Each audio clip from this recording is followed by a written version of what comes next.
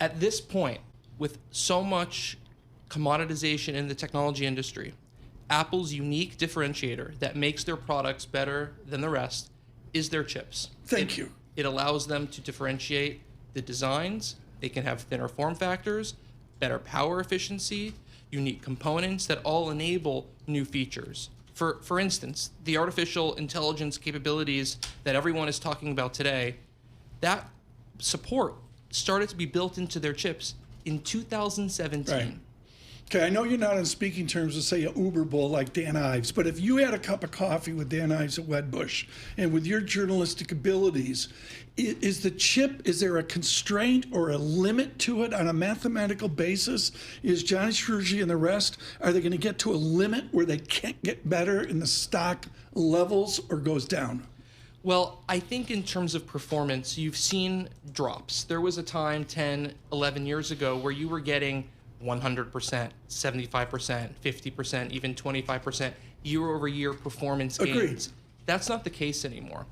At most, you're getting 10 to 15% performance gains, and that's due to a combination of the engineering at Apple, but also their secret sauce, which is their deep partnership with TSMC, which year after year is able to improve their both production capacity and their production technology. Okay, my book of the year was Chip War. It's a fabulous book about the history of semiconductors. If you're at 3 nanometers, don't you have a constraint towards 2 nanometers? Well, you're going to get to 2 nanometers eventually. You're going to get to 1 nanometer, half a nanometer, and then even smaller than that. These production technologies are only going to improve.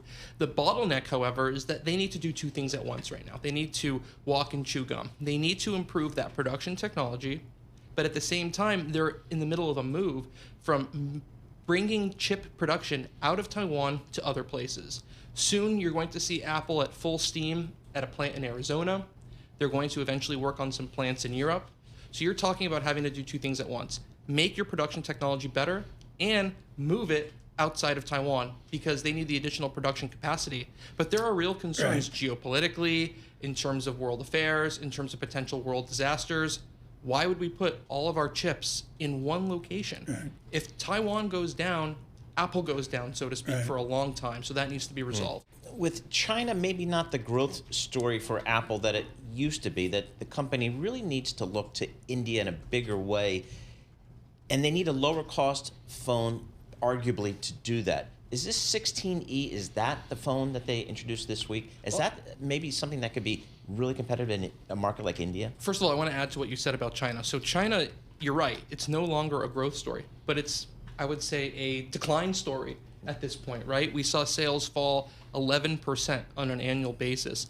They're about $8 billion less a quarter in revenue than they were just a couple of years ago in that region. And this, when Tim Cook became CEO replacing Steve Jobs in 2011, that was really the number one priority, was making things work in China. In his first few years there was some real innovation when it came to the iPhone. They brought the bigger iPhone 6 and 6 Plus to China just a few years after he became CEO. And at the same time, he himself struck a deal with China Mobile, biggest carrier in China. So they had the twofold. They had that phablet-sized device that everyone loves, right? In addition to access to more consumers than they ever had before. And so that was like a lightning bolt for them. But since then, they've sort of petered out a little bit there. India is very important. They believe they have very small market share there. It's sub 5%. The way they see it is they have 95% left to go after, right? And I think they're slowly growing there, but they are going to gain some steam there. Unfortunately, to your point, the iPhone 16e, with that device, they've abandoned the budget market. But there are some little tricks and levers they can pull. So you're going to have that $600 starting price for the iPhone 16e. But what I think you're going to see is a bigger push into clearance phones, so the older phones, refurbished phones, and some of the older models that they don't advertise on their website, that they're going to keep pushing through resellers in India. We may not hear about it here in the States or in Europe, but in India, they're going to be selling those things through resellers. So how does the company view China? Is this they're managing a declining business, or is this something that they think they can salvage potentially? I think the optimists in the company believe that they can salvage it. It's a real problem for them. You have the slowed sales in China.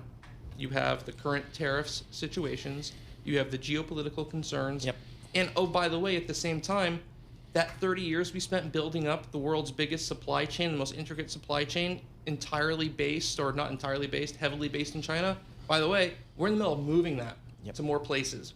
US, India, Thailand, Malaysia, Vietnam, Indonesia. What's the time frame for that?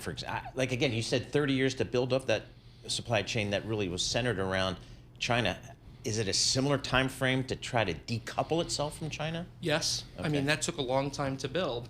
And so they've been working on decoupling themselves from China starting already, 6-7 years ago, right? Even 8 years ago, towards the beginning of the Trump administration.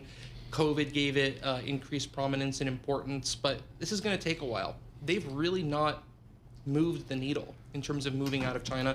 And by the way, I don't expect them to fully move out of China. This is about augmenting and growing. So if they think they're going to double their user base in 30 years, you need more capacity. They've probably filled up what they can do in China, and they need other places to build the rest.